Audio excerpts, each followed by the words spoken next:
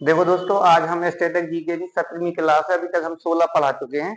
आज जो एग्जाम की दृष्टि से जो महत्वपूर्ण क्वेश्चन होंगे उसके बारे में हम चर्चा चला रहे हैं। ठीक है, क्वेश्चन नंबर हम पहला देखते हैं। क्वेश्चन नंबर पहला कह रहा है कि निम्नलिखित में से असममित खोजना है। इसमें चार ऑप्शन है जो हमारे, इसमें देखेंगे कौन एक सही असममित है। पहला कह रहा है अनुच्छेद 61 राष्ट्रपति पर महाभियोग। ये बात सही कह रहा है कि गलत कह रहा है? हाँ, अनुच्छेद 61 है, राष्ट्रपति पर क्या है? महाभियोग। राष्ट्रपति पे महाभियोग कब लगाया जाता है? जब राष्ट्रपति संविधान की क्या करेगा? छेड़छानी करेगा, तो राष्ट्रपति पे क्या लगा देते हैं हम? महाभियोग। ठीक है, महाभियोग दो सदन में लाया जा सकता है, या लोकसभा या राज्यसभा। ठीक है, हमने आपको ये बताए थे कि हमारा ये है, ये हमारा घर है, इसको हम क्या बोलते हैं? संसद।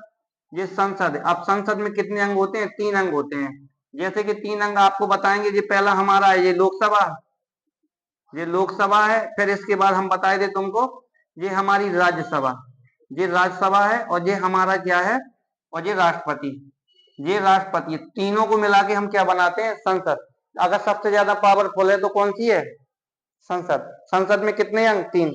लोकसभा, राज्यसभा और राष्ट्रपति। ये तो बता चुके थे। अब यहाँ देखते हैं, अनुच्छेद 61 है, तो राष्ट्रपति पे महाभियोग ला सकते हैं? हाँ। किस कारण ला सकते हैं? संविधान के अतिक्रमण पे। ठीक है, अब ऑप्शन भाग देखते हैं 2। ऑप्शन कह रहा है 2 नंबर, अनुच्छेद 72 है, राष्ट्रपति द्वारा क्षमादान की शक्ति। हाँ, तो राष्ट्रपति क्षमादान की शक्ति कर सकता है। जिसको आजीवन कारावास है तो उसकी क्या कर सकता है? उम्र को घटा सकता है।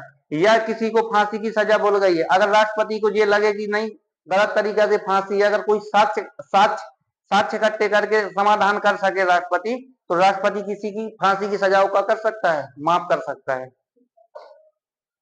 ठीक है, अब ऑप्शन नंबर हम सी देख रहे हैं, अनुच्छेद 123 राष्ट्रपति का अध्यादेश शक्ति। तो ये वाला भी ऑप्शन हमारा क्या? अनुच्छेद 123 भी हमारा सही है।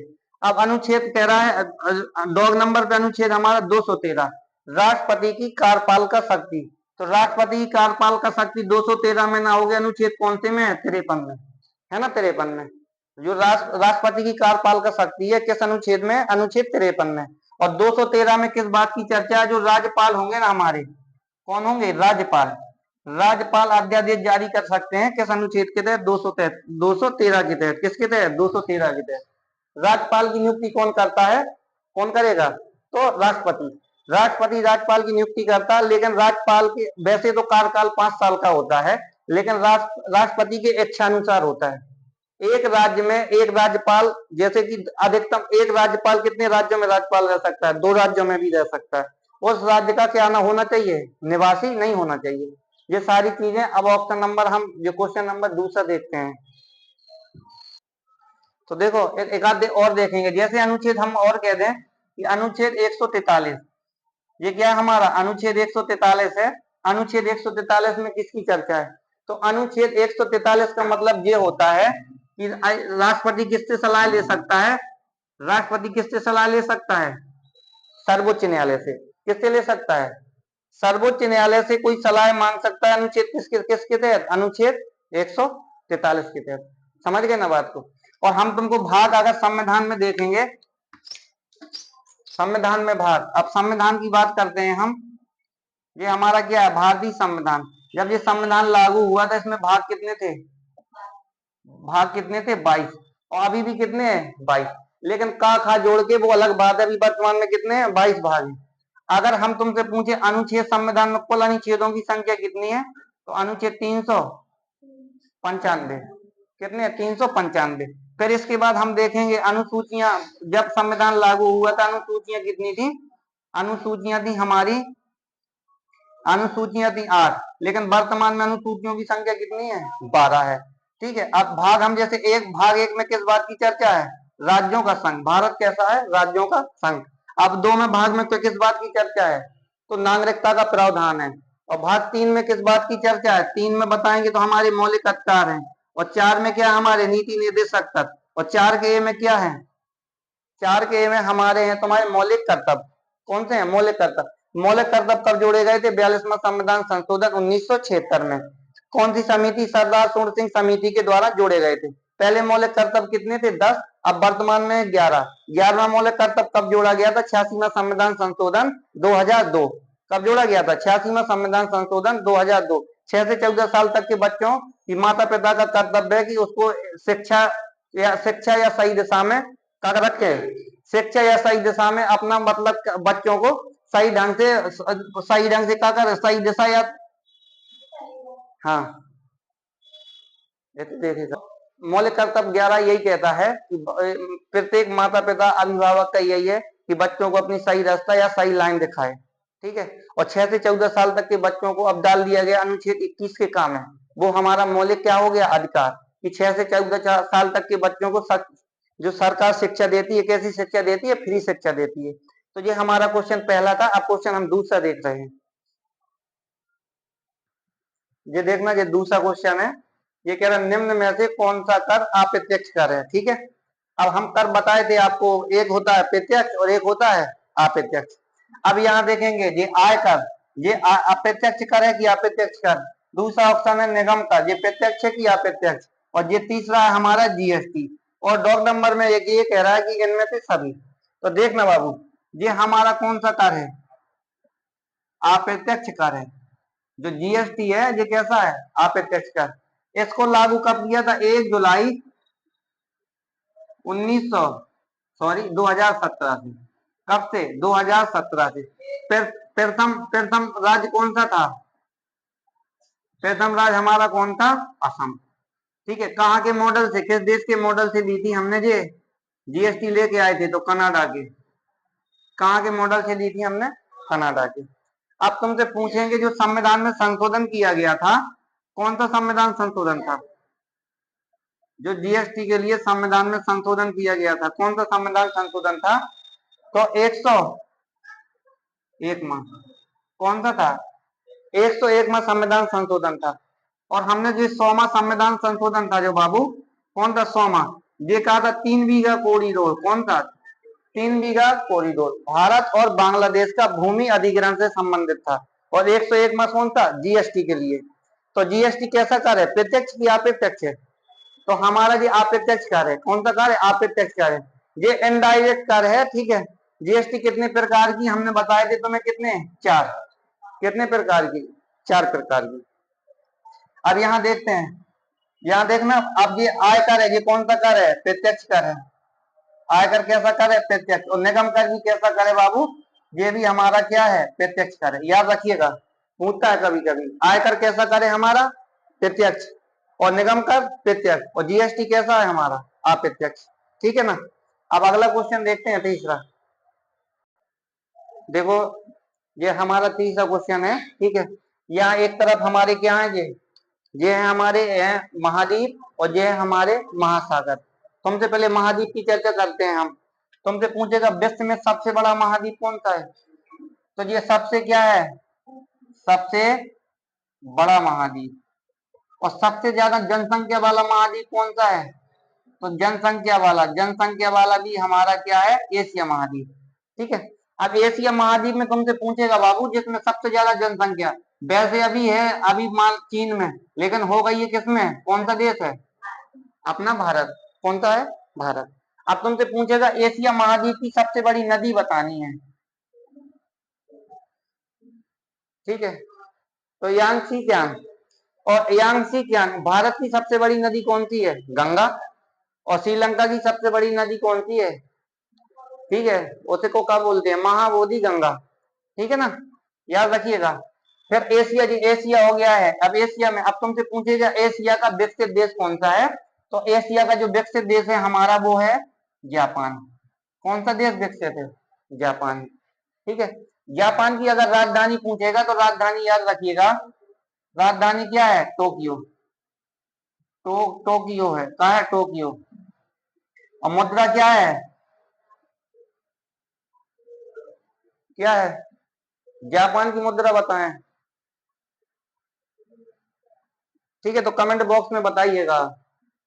और फिर ये क्या है, अफ्रीका महाद्वीप। इसके बाद सबसे बड़ा एरिया वाला कौन सा महाद्वीप है, एशिया महाद्वीप। और सबसे छोटा हमारा कौन सा है, ऑस्ट्रेलिया। कौन सा महाद्वीप है, ऑस्ट्रेलिया। महाद्वीपों की संख्या कितनी है, 7 महाद्वीप है। पहला पहला क्या नाम है हमारा, पहले नाम है एशिया, अफ्रीका, उत्तरी अमेरिका, दक्षिणी अमेरिका, यूरोप, और हमारा है और ऑस्ट्रेलिया, अंटार्कटिका। जहां पर बर्फ जमी रहती है, जो सफेद महाद्वीप के नाम से कौन जाना जाता है? अंटार्कटिका। कौन सा महाद्वीप? सबसे ज्यादा जनसंख्या के महाद्वीप से कौन सा जाना जाता है? एशिया महाद्वीप। तो महाद्वीपों की संख्या हमारी 7 हो गई है। महासागर देखते हैं। तुमसे पूछेगा विश्व का सबसे बड़ा महासागर, प्रशांत महासागर। कौन सा है? प्रशांत महासागर। अब पूछेगा मैरियाना गर्त कहाँ बनता है? तो कहाँ बनेगा? प्रशांत महासागर। तो महासागरों की संख्या हमारी कितनी है? 5। पहले नंबर कौन है? प्रशांत। फिर ये दूसरा याद करना, अटलांटिक महासागर, ये हिंद महासागर, और ये अंटार्कटिका महासागर, और ये आर्कटिक महासागर। ठीक है ना? तो अगला क्वेश्चन देखते हैं, चौथा। ये क्वेश्चन नंबर चौथा है, कह रहा है निम्नलिखित में से कौन सा स्थल औरंगाबाद महाराष्ट्र में स्थित है? ठीक है ना? ये हमारे ऑप्शन है, कह रहा हुमायूं का मकबरा, बीवी का मकबरा, रानी का बाग, पंचमहल। ठीक है। अब हम ये देखते हैं, ये जो ऑप्शन हमारा कौन सा है? ये बीवी का मकबरा। बीवी का मकबरा बनवाया किसने था? किसने बनवाया था? औरंगजेब ने। औरंगजेब ने बनवाया था। जैसे कि हमने ये आगरा में क्या है? आगरा में जो ताजमहल है, ये ताजमहल। ताजमहल बनवाया किसने था? शाहजहां ने। किसने बनवाया था? शाहजहां ने। तो ये शाहजहां की जो बीवी, ये बीवी का मकबरा है, ये शाहजहां की घरवाली, ये औरंगजेब की घरवाली थी। तो औरंगजेब की घरवाली भी, औरंगजेब की जो घरवाली थी, ये भी हद कर गई थी कि जैसे मुमताज के लिए ससुर साहब ने क्या बनवाए हैं?